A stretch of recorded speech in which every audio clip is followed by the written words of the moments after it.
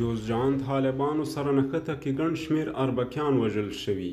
السلام علیکم ورحمت الله وبرکاته. زه مختار خلیل یم. تاسو د آسیا پرس تازه خبر ته غوږ یاست.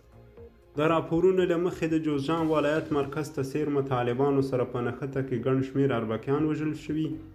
د یاد ولایت سیمه ییزې امنیتي چارواکو رسنیو ته ویلي چې طالبانو تېره شپه د شبرغان اړوند د جوزجان سرپل پر لویه لاره په منګوتي عربیې سیمه کې د اربکیانو پر پوسته برید کړی چې په پایله کې 12 تنه اربکیان وژل شوي دي.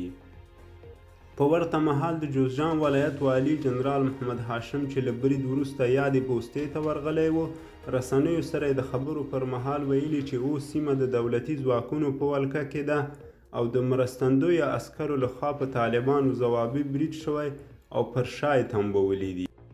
باید وویل شي چې طالبانو د دې برید مسؤلیت منلی او زیاته کړې ده چې په دغه نښته کې 12 تنه پولیس او اربکیان وژلي دي او د نښتې پر مهال د 4 طالب جنګیالیو د ټپي کېدو خبر هم ورکړی دی. د خبر پای د ملتیا مو نړۍ مننه.